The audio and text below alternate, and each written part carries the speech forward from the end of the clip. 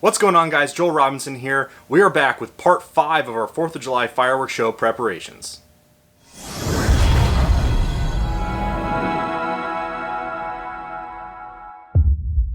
Today is the last day to do firework preparations. Anything I don't finish today is going to have to be done on the shoot site tomorrow.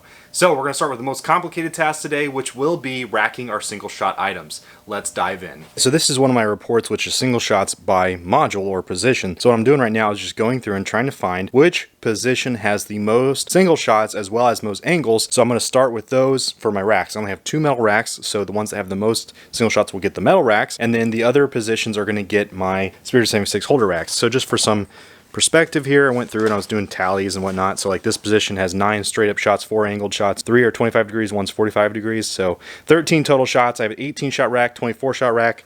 This one will probably get the 18 shot rack. Then I have another one very similar to this position that is also 13, similar angles, will probably get the 24 shot rack. And then the positions in the middle are a little less intensive. So like this one's got 10, 8 of them are straight up though, and then a 25 and a 35. So those are going to get the other racks.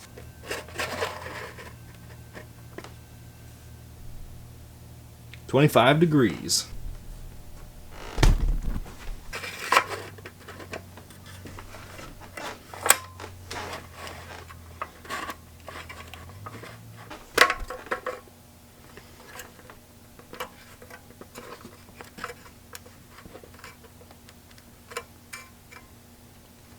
So negative 25, which means it's going to shoot to the left.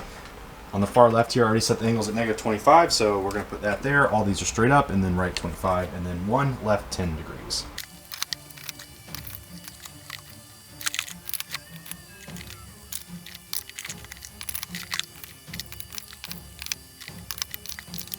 Let's take a look at these labels. So I tried to put them in position of Q, so you'll see like Q6, Q7, Q8, and when they're in the racks like this, you see how all the labels are visible from the top. Now if they're on the side, you can still get in there, but being able to get into here to see that is much more difficult. Someone had made a comment about putting it on the physical rack itself. Once you're looking in this rat's nest of wiring in between here, that'd be difficult. Now if you wanted to put something here on the front, you could, but like this middle shot, for example, there's not a good way to label it. So that's why I have them on top, so that way at a quick glance here, you can see all the cues.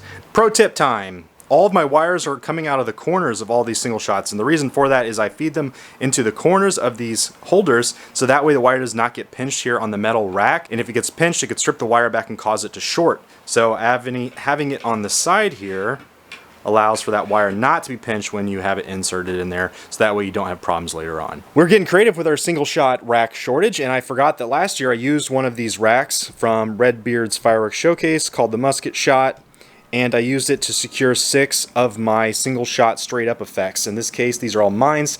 They're not shells, meaning the mines are much less powerful, so I'm perfectly comfortable doing this.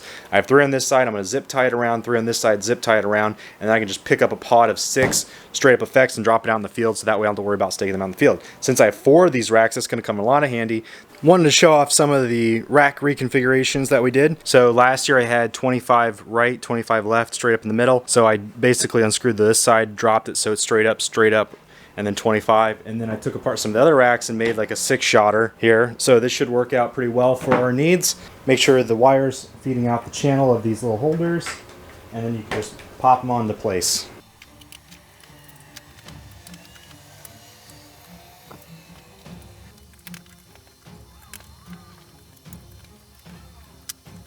Woo! We finished all the single shot racks that we can do here. I'll tell you right now that this is a lot of work to do single shots. However, it's really what it takes to show to the entire next level, so it's totally worth it. You'll see some of the single shots that are taped down to the racks. Those are ones that we're going to have to angle once we get on site. So there's a handful of those we'll have to do tomorrow. Here are our pre-built shell racks. We got 5 of them, about 130 shells. I have about another 100 tubes plus a ton of individual tubes if we really want to go crazy. I'm not sure how many shells we have. I got a bunch of shells in the ground back here, as well as 7 other additional shell kits I haven't even opened, but my thought was let's fill these first, see how we feel after we get those done.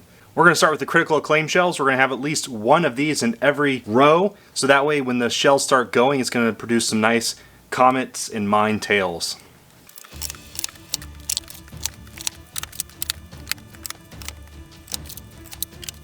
We're moving on to Neon Skies from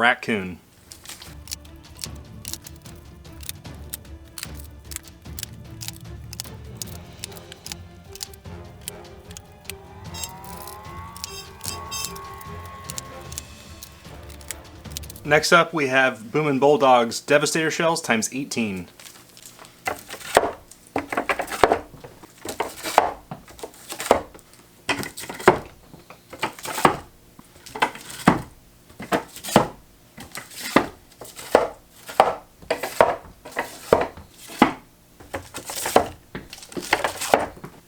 Next up is 6 of the Pro Ox shells from Mad Ox.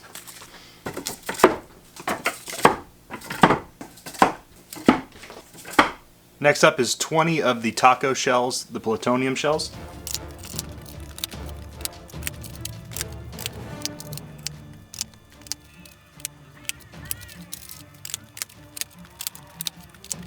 Next up we have the Mammoth shells from Taco, and I have 20 of those.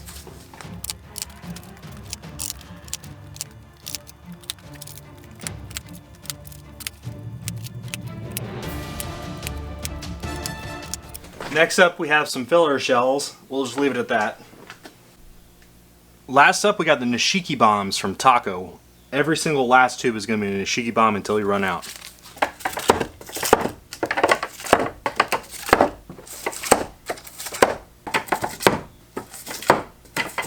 Wow. I did not plan for this. I just grabbed the racks and shells, and I have one single shell left. That's hilarious. So close! Unless I missed a tube. Did I miss a tube? All racks are now quick matched, so this way they're going to go in literally seconds, and that's the whole point. They're all supposed to go extremely fast to create a Sky Pew punch of a finale, and that's exactly what we're going to do. We're back at Pyro headquarters, and what we're doing now is we're making sure our firing system is ready to go. We're making sure we have all of our keys, antennas, everything is charged up, synced to our remote, and then here shortly, once everything is finished charging, I'm going to do one more dry run through my show, which is basically means I'm going to start my show, listen to the audio, just make sure everything looks good one last time before we are ready to go.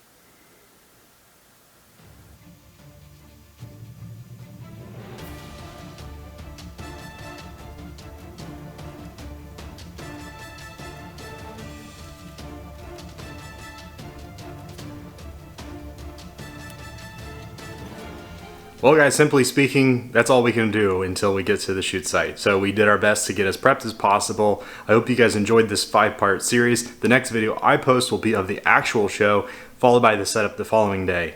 Make sure to submit your stash pictures in before the end of July 5th. I hope everyone has a safe and fun 4th of July, and we'll see you in the next video.